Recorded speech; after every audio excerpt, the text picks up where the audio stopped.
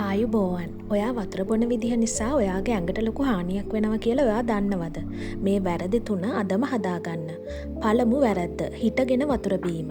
පළමු වැරද්ද තමයි හිටගෙන වතුර බීම. ඔබ හිටගෙන වතුර බොනකොට ඒ වතුර කෙලින්ම ගිහින් ආමාශයේ බිත්තිවල වදිනවා. ඒ වගේම වකුගඩු වලින් වතුර පෙරීමේ ක්‍රියාවලියටත් මේකෙන් බාධා වෙන්න පුළුවන්. ඒ නිසා හැමතිස්සෙම වාඩි වෙලා වතුර බොන්න.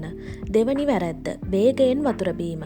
දෙවනි වැරද්ද තමයි වේගයෙන් වතුර ගිල දැමීම. එක හුස්මට වතුර වීදුරුවක්ම බොන එක ඇඟට හොඳ නැහැ. වතුර බොන්න ඕනේ උගුරෙන් උගුර. සිප් බයි සිප්. එතකොට තමයි කටේ තියෙන කෙල එක්ක වතුර මිශ්‍ර වෙලා ශරීරයේ pH අගය සමබර කරන්නේ. තුන්වෙනි වැරද්ද අයිස් වතුර බීම. තුන්වෙනි වැරද්ද තමයි අධික ශීතකල වතුර බීම.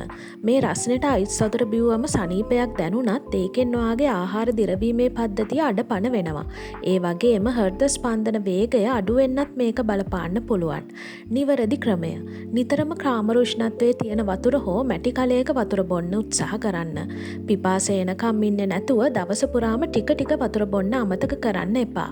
ඔයත් මේ වැරදි කරනවද? එහෙනම් අද මේක හදාගන්න. ඔයාගේ යාළුවොත් එක්කත් මේක ෂෙයා කරගන්න. තවත් මේ වගේ සෞඛ්‍ය උපදෙස් දැනගන්න අපිව ෆලෝ කරන්න.